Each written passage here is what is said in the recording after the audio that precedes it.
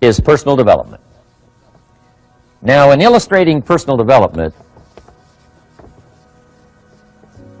Mr. Shoaff, my teacher, started with money. You know, money's not the only place to start in talking personal development, but it's where he started, so let me share the thoughts he shared with me back then. Let me share them with you.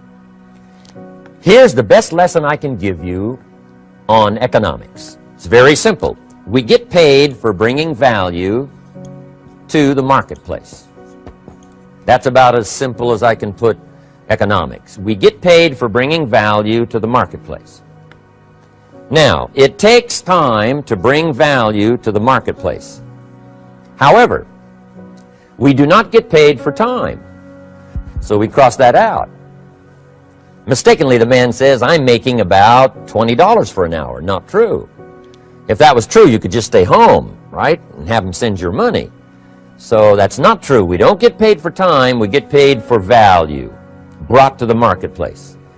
Now, since that's true, here's one of the key questions of my talk to you today. Is it possible to become twice as valuable to the marketplace and make twice as much money in the same time? Is that possible?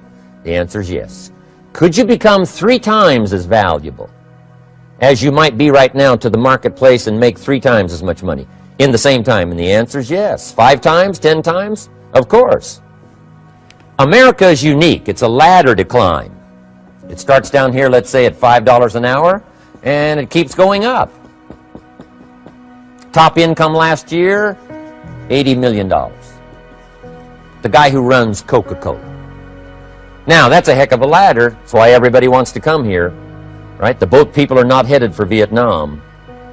People haven't plotted and schemed for 50 years saying if I could just get to Poland, everything would be okay. Not true. Everybody wants to come to America. And the reason is because we've got the best wind ever blowing in our favor. We've got the best economic opportunity anybody's had in 6,500 years. And all you have to do is understand it and take advantage of it. Now, there's some key questions to ask here. Why would the marketplace pay someone only $5 an hour? Very simple answer. They're not very valuable to the marketplace. Now, we must underline to the marketplace.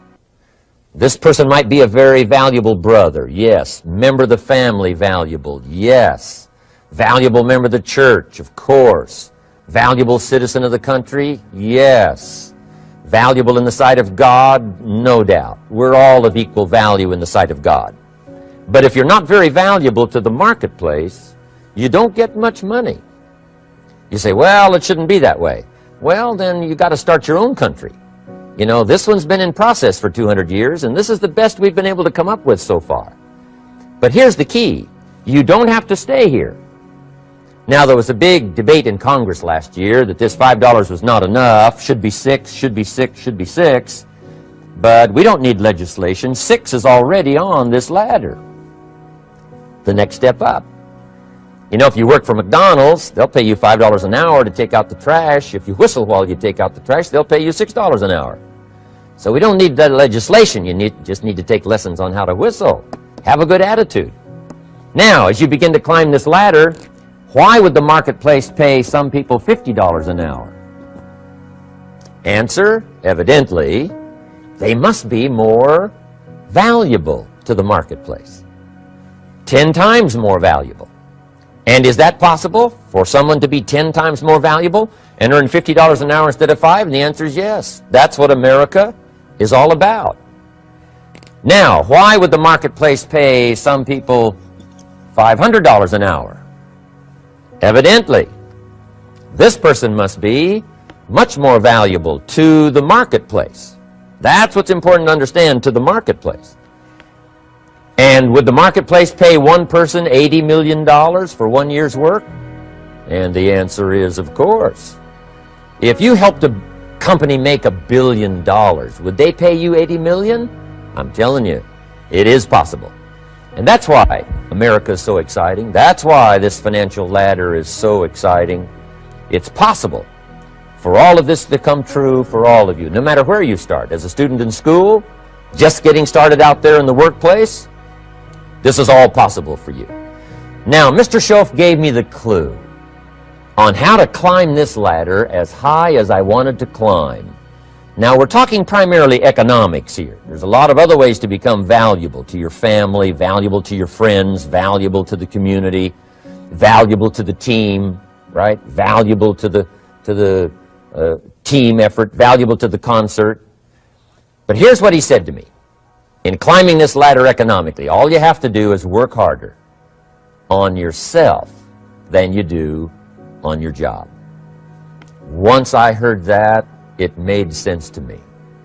I kept hoping that everything else would change around me, found out that if I went to work on myself, worked on my skills, worked on my language, if I became better than I was each year, if I grew in skills and language and vocabulary and competence, then I would become attractive to the marketplace.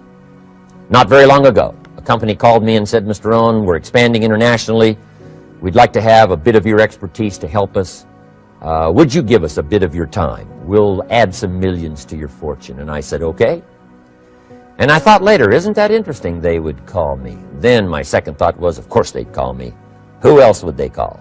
I can get the job done. Now, what a contrast for me, farm boy from Idaho, raised in obscurity, parents of modest means, broke when I was 25. How come I would get a telephone call and someone offer me a lot of money to help them in expanding around the world? Simple answer, evidently. Something happened to me between age 25 and where I am today. And I can tell you where it all started. From my teacher, Mr. Shoaff, who said to me, we don't have to change what's going on out there. That's the wind that's blowing. All we have to do is change what's going on in here. And now there's several ways to do that on personal development. And let me give you those ways. Here's the first one.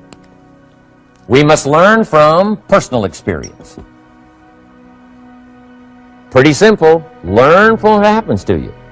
Take a look back over the last few months. Did you make some mistakes? How could you correct those for the future? Take a look back over the last year. Have you done it right or done it wrong? Let's correct it for the next year. Learn from your personal experience. Mr. Shoaff asked me when I first met him, he said, Mr. Rohn, how are you doing? You've been out there now 6 years. And I said, I'm not doing very well. He said, I suggest you not do that anymore. What a simple, swift analysis to my situation.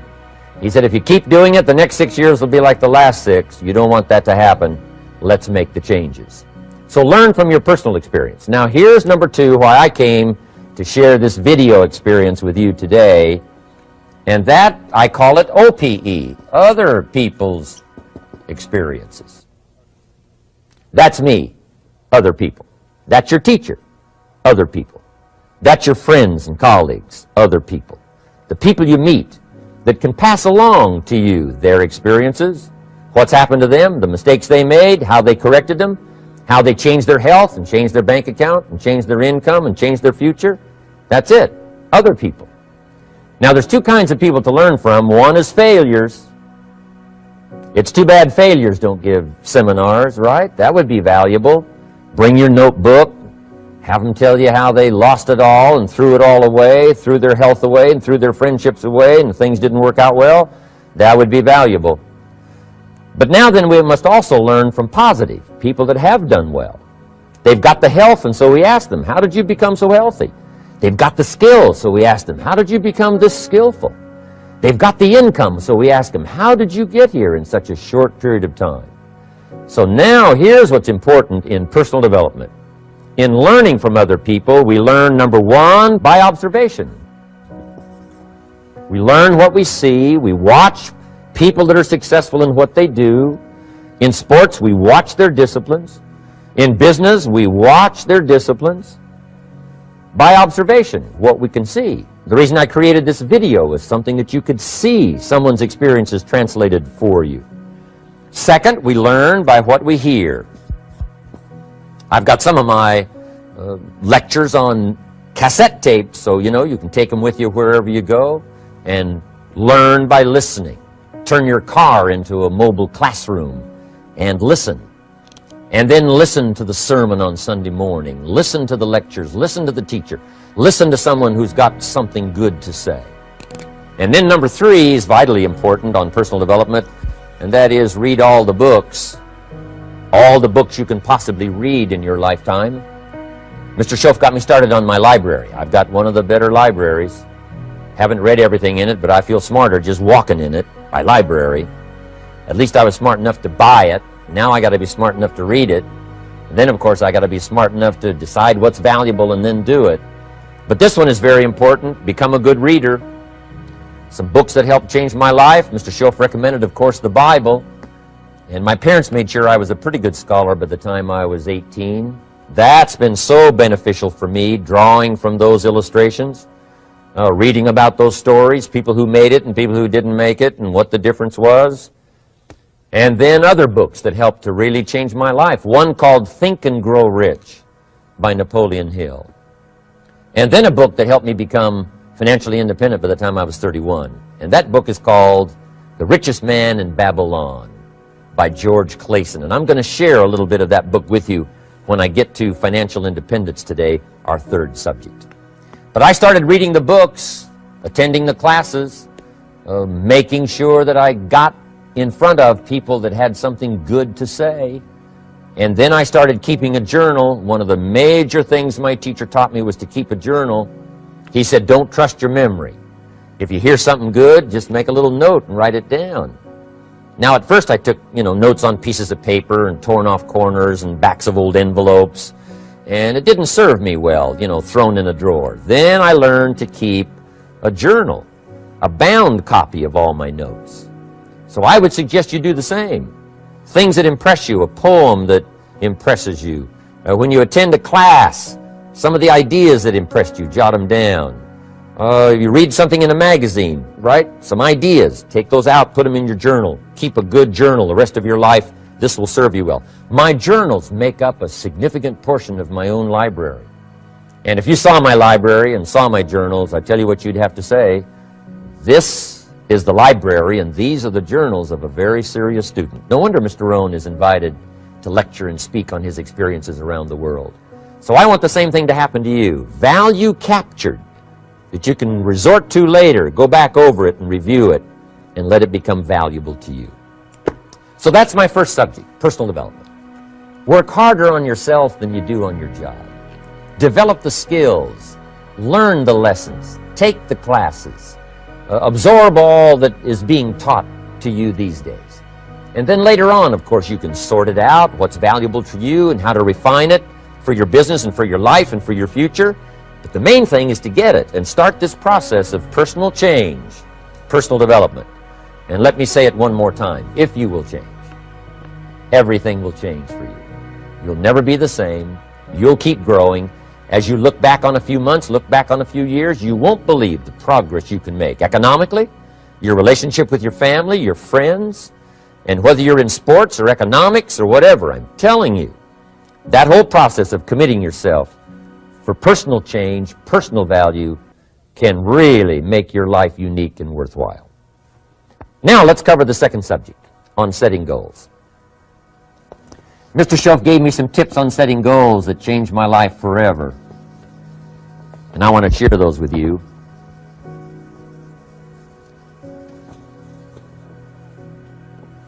So let's talk about setting goals, and I also want to tie it to personal development.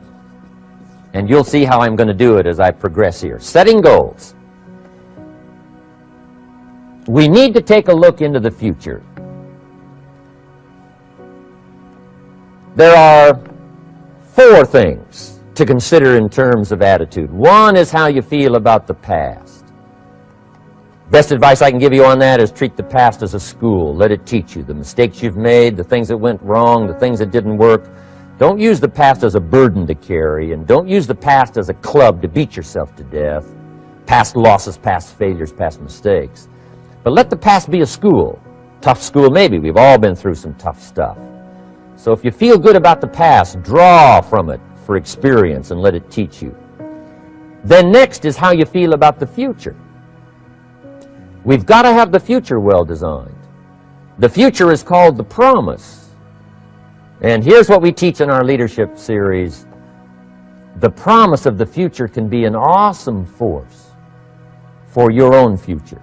The promise of the future designing the future. There's two ways to face the future. One is with apprehension, and the other is with anticipation. I promise you, in my travels around the world, most people face the future with apprehension. And here's why. They don't have it well designed. They've sort of left that up to someone else to fix. But here's the best way to face the future, with anticipation.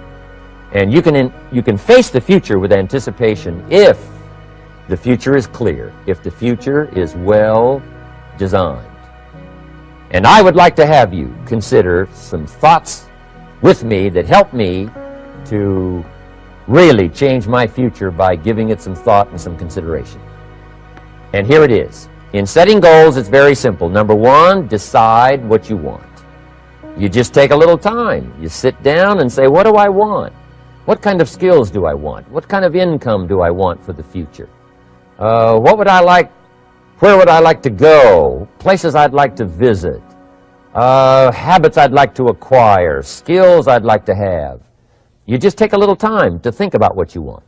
Economics, friendships, people you'd like to meet, places you'd like to go. You just take some time. And then I suggest, when you've thought about what you want for the future, make a list. Just jot it all down. It's really a very simple process. And then here's number three. Keep all the old lists. I'm telling you, this served me so well, keeping my old list of goals. I look back now 10, 20 years ago at goals I set, lists I made, and I smile now because here's what I thought was so important, 20 years ago. Now some of those things aren't even on my list. I've got a new list. I've grown. I've changed. I've matured. But I give you that advice. Decide what you want. Number two, write it down. Number three, keep the old lists. And then here's number four. When you get something that's on one of these lists, check it off. Part of the fun of having a list is checking it off. And then if you can add some drama to checking it off, see, that's what really helps. I set a goal to go to Spain many, many years ago. And when I finally made my first trip to Spain, I had that journal with me that had that list in it. And while I had my journal on my lap, waiting for the wheels to touch down in Madrid, I waited until the wheels touched the runway, and I checked it off. Just adding a little drama. So, part of the fun of having a list is checking it off. Now, here's what's important about the lists and designing your future. If the future gets clear, the price gets easier. Because you got to remember, for every promise, there's a price to pay. Everybody's got to pay the price. Everybody's got to do the deal. Everybody's got to do the disciplines. Everybody has to pay. But here's what I've discovered. If the promise is clear and powerful, the price is easy to pay. The price is some classes. The price is a few books. The price is a few disciplines. The price is finding something that'll make your life better, make you grow, make you change, make you develop. So the first part of the key is to design the promise. Then, what is the price to pay? I'm telling you, the price will be easy. Anybody in my audience can pay it, no matter where you are, where you come from. Color doesn't matter, religion doesn't matter, where you grew up doesn't matter, circumstances don't matter. I'm telling you, if you'll make the promise of the future clear for yourself, the things you want, the places you want to go, the things you want to have, the person you want to become, the skills you want, the homes you want, the future you want, the friends you want, all of the values of life that you could possibly want. If you'll make that clear, make those lists, and be serious about it, I promise you it's an easy price to pay. Anybody can pay it. And the best advice I can give you is, if I can do it, you can do it. Farm boy from Idaho, raised in obscurity, I changed my life, turned it upside down, turned it all around, found economics, found future, found promise, and if I can do it, you can do it. So, start setting your goals and see if you can't get a better excitement going for the things you want to accomplish for the future. Now here's my third subject, and that's called financial independence. Oh, by the way, before I get to financial independence, let me cover one more point. One of the major reasons for setting goals is for what they make of you in achieving them. My teacher advised me when I first got started at age 25, he said, Jim, why don't you set a goal to become a millionaire? He said, it's got a nice ring to it, enough zeros to impress your accountant, And he said, I'm here to help you. You're only 25 years old. You've been to 1 year of college. You've got a beautiful family, every reason to do it. Why don't you set a goal to become a millionaire? And he said, here's why. And I thought, he doesn't need to teach me why. Wouldn't it be nice to have $1 million? He said, no, then you'll miss it. He said, here's why. For what it will make of you to achieve it. I'm telling you, that statement changed my life. Set the kind of goals that will make something of you to achieve them. He said, now, once you become a millionaire, what's important is not the money. I thought, that's kind of strange teaching. He said, honest, it isn't important. He said, you could just give the money away. Now, I did better than that. I lost it all. By the time I was 31, I was a millionaire. By the time I was 33, I was broke. And I'll tell you a little bit about that story later. But when I lost all my money, guess what? I found out Mr. Shoaff was right. What was valuable was not the money. What was valuable was what I became to earn the money. The skills I had, the knowledge I had about the marketplace, the values that I had going for me. They were more valuable than the money. And here's an important statement to remember. It's not what you get that makes you valuable. It's what you become. So part of the key here is to set the kind of goals that will make something of you. Don't set them too low so that you don't have to grow and you don't have to read and you don't have to try and you don't have to stretch. Don't set them too low. And then don't sell out. Don't go for something that's going to cost you your virtue or cost you your values or sell out your principles. There's a good middle road here to follow. Goals that will inspire, goals that will help you grow, change, develop, and become better than you are. Okay, now let's talk about financial independence. How to become rich by 40, 35 if you're extra bright, much sooner if you find an opportunity like I did. Let me show you how I did it. Financial independence. First of all, I like the phrase financial independence. Some people are a little bit concerned about using the word becoming rich or becoming wealthy, and I can understand that. I struggled a little bit with this. Is it okay to go for becoming rich, go for becoming wealthy? And maybe that's a bit too strong a word or strong a term, so here's what I've come up with that I think is comfortable for me, and that is how to become financially independent. I think it's every person's heritage here, especially in America, to become financially independent. Now, let me give you my definition of financial independence. Financial independence is the ability to live from the income of your own personal resources. Financial independence. Now, it depends on how you want to live. If you need $2,000, $3,000 a month, if you need $4,000 or $5,000 a month, if you need $10,000 a month, some people may need, $100,000 a month. But whatever you would need to live, and you could earn that living from the income of your own personal resources, that's what I call financial freedom, financial independence. And let me show you how to acquire it. If you start at age 15, between ages 15 and 35 is 20 years, and in my personal opinion, based on my own studies and my own experience, 20 years, in my opinion, is enough time to become financially independent. If you're not, you don't live in the wrong country. Probably what's happened is you have the wrong plan. And it's easy to be a nice person with the wrong plan. I found that when I was 25 years old. I was broke at age 25, and I was a nice guy. You would have liked me. But I'm telling you, my plans up until then, especially my financial plan, left me broke. I totally changed it the next 6 years, and I became financially independent. So I know what I'm talking about. It is possible in a reasonable amount of time, 15 to 35, whatever, 20 years time, enough time. You can do it in a much shorter period of time, like I did if you want to, but this is a reasonable enough time. But here's number one. First of all, you got to have the right philosophy. Philosophy is our ability to gather knowledge and sort through it and decide what's valuable. To develop a philosophy about life, a philosophy about our health, a philosophy about our family relationships, a philosophy about economics. And if you develop the right philosophy, that's what helps to set this sail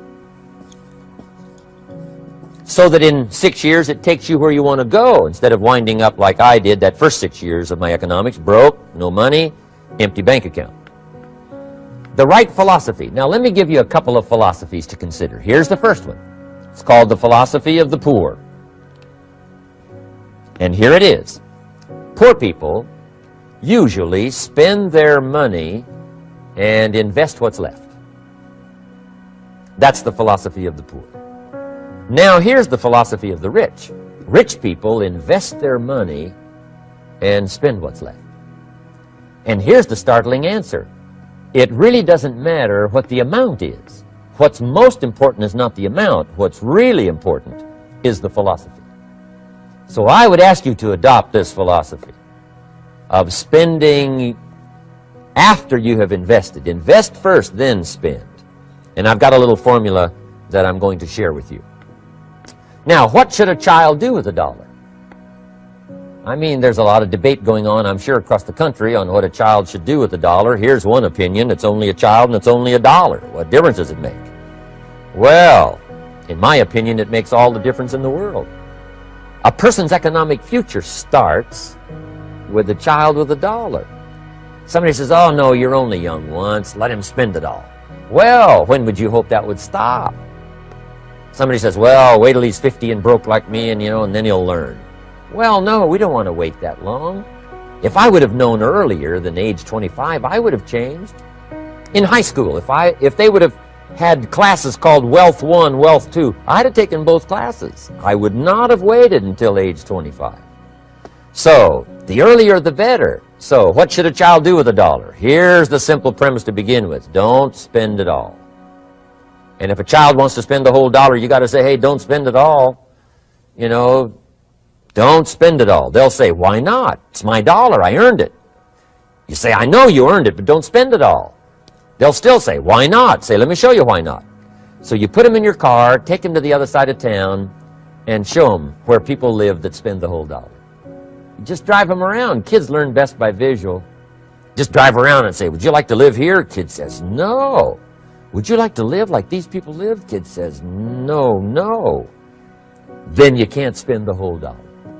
So, kids will get the message. So, take them to the other side of town and show them around, unless you already live there, and then just show them around. Anyway, don't spend the whole dollar. Now, let me give you my best view of what to do with $1. And I promise you, if you started at age 15, now if you're over 15, right, you've still got plenty of time. You still got 20 years. If you're 30, you still got 20 years. I mean, you still got plenty of time to start what I'm about to share with you. What to do with $1. Here's my first bit of advice. Never spend more than 70 cents. Never spend more than 70 cents. Now, you got to pick some number, and the number you pick is going to be determined by your philosophy. It's going to be determined by what you've been taught or your experience teaching yourself. When I first met my teacher, Mr. Shoaff, I was at about 110% of each dollar. I'm down at Budget Finance, hawking my furniture in my car one more time. And then I learned a whole better formula for financial independence. Number one, don't spend more than 70 cents. Now, kids say to me, well, okay, what do I do with the other 30 cents? And here's what I teach them. 10 cents for charity. Charity or church, or helping people that can't help themselves. 10 cents to support worthy projects. Projects that you feel good about. 10 cents out of every dollar. It's called being generous with part of what you've taken out of society. Now, in my opinion, nothing teaches us character better than generosity. No class, no teacher, no book teaches character better than generosity. And the best time to start is when the amounts are small. And I know if kids learn these lessons well, they'll give a dime out of $1, help people that can't help themselves, support worthy projects. Or if you belong to a church, they teach tithe, piece of. That's very important. Now, because when the amounts get larger, sometimes it's a little more difficult. Giving 100,000 out of $1 million, someone says, oh, if I had $1 million, I'd give 100,000. I'm not sure. That's a lot of money. So the time to start is when the amounts are small. 10 cents out of the dollar. Okay, next 10 cents I call active capital. Active capital means do something to make a profit. Active capital. Set aside a portion of your income. Wages are okay, but I'm telling you, wages will make you a living. Profits will make you a fortune. So set aside part of your income as capital, called active capital. Any kind of project you can possibly think of, you can possibly come up with. I'm going to write a new book, I think, for kids. I think the title is going to be, Of Course Kids Should Pay Taxes. It's kind of an interesting title. In California, kids do pay taxes. When a child walks into 7-Eleven, buys something that costs $1, the proprietor says, give me 7 more pennies. And the child says, hey, what's these 7 pennies for? And the proprietor says, that's the taxes. Kid says, well, hey, I'm only 8 years old. Proprietor says, congratulations, you're my youngest taxpayer. Give me the money. So in California, where I live, kids do pay taxes. Big question is, should they? And my book will answer that question. Of course, kids should pay taxes. Nothing is for free. If you want to ride your bicycle on the sidewalk instead of in the mud, you got to pay the 7 pennies. Nothing is free, so we all have to pay. So, 10 cents out of your living, out of the money you earn, set aside for capital. Capital to try your best to show a profit. And in my book, it's going to be all kinds of ways kids can make money, right? 2 bicycles, one to ride and one to rent. I mean, you know, it doesn't take long to figure out some enterprise that'll start making a profit. Then you must jot this down if you're taking notes. Profits are better than wages. 1, you can't usually start wages until you're about 16, 15, 16, but you can make a profit long before you're eligible to start earning wages. And then there's no limit to profits, and they can double and triple and quadruple. You know, there's no limit. It's incredible how fast profits can grow. So profits are better than wages. Wages make you a living, profits make you a fortune. Now, the third 10 cents is vitally important. I call it passive capital. Capital you let somebody else use. A financial institution, stocks and bonds, mutual funds, whatever. Let someone else use it. You furnish the money. They use it to make a profit, but they pay you for the use of it, called interest. And here's one of the things that'll make you financially independent fairly quickly, and that's called compound interest. And this is how you get it. Letting someone else use a portion of your money, your substance. They show the profit, they pay you interest.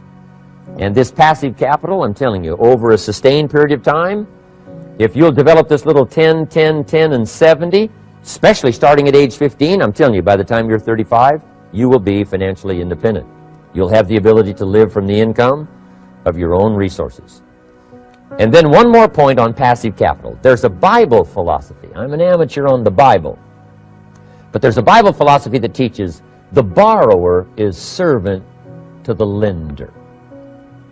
And if you want to be in a powerful position as you grow older, finally when you become mature, maybe have your own business, things have worked out for you for the future, the position you always want to be in is the power position. And that's called the lender. The lender is the power position. So if kids learn early enough, and then you ask them what they'd like to be when they grow up, I'm telling you, once they understand, they'll say, well, one of the things I want to be is one of those lenders. That's the power position, not the spender. No, you'll be pitied the rest of your life if you just become a spender. You got to become a lender. And I think this is the one formulas to follow. 10 cents out of every dollar. Let someone else use it. Be the lender, power position. Then try to show a profit. Can't we teach our children how to take $1, search the neighborhood, find a broken wagon, pay $1 for it, bring it home, you know, clean it up, sand it until it's clean, paint it red till it shines, straighten out the wheels till they're true, take it back to the neighborhood, sell it for $5? Anybody can do that. Now, does the child deserve $4 profit? And the answer is yes. Society now has a mended wagon. And that's what America's all about. Finding something, touching it, making it better, making a profit, taking part of your resources, helping people who can't help themselves. Let someone else use it to make a profit. Some projects require more capital than one person has. Exciting. And then let them pay you for the use of it. America's had this philosophy now all these years. Communism has taught all these years capital belongs in the hands of the state, not in the hands of the people. We've been teaching all these years capital belongs in the hands of the people, not in the hands of the state. And we turned out to be right. Capital in the hands of the kids, capital in the hands of the people. Enterprises that make a profit, enterprises that grow. It's the hope of our future. So that little simple formula, I hope, will help you. Now, one more key on financial independence, and that is attitude. Attitude. Here's number one. I used to say, I hate to pay my bills. My teacher straightened me out on that. He said, let's see, Mr. Rohn, what you hate to do is pay $100 on an account and reduce your liabilities and increase your assets. I said, well, no, not if you look at it that way. He said, well, it all depends on how you look at it. So wouldn't you love to pay your bills, reduce your liabilities, increase your assets? You got to have that kind of attitude.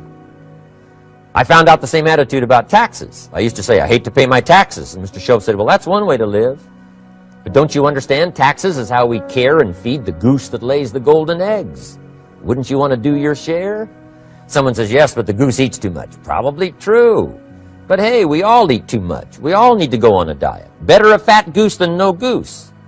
So I finally became a happy taxpayer. Now, I think taxes are too high, so I'm working to get taxes lowered for our economic future.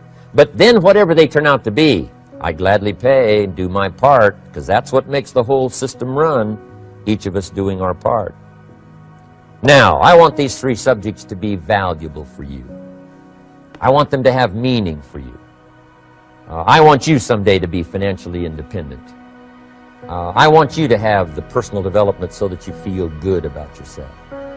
If I had a chance to meet you someday, I'd like to have you show me the list of goals that you got started and say, Mr. Rohn, here's some I've already checked off. Here's the books I'm reading. Here's what's happened. I'm developing the skills. I'm better this year than I was last year. I've got more self-confidence. My skills are developing.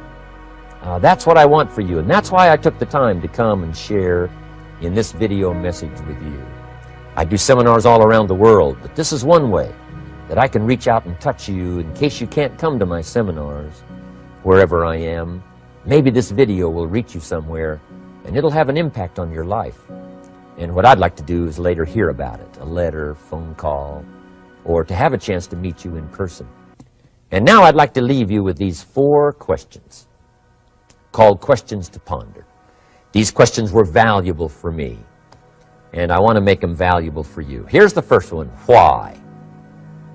We all ask why we should work this hard, why take that many classes, why go to school that many years, why take the notes, why read the books, why work that hard, why put yourself through the push-ups and the disciplines, why? Good question, why?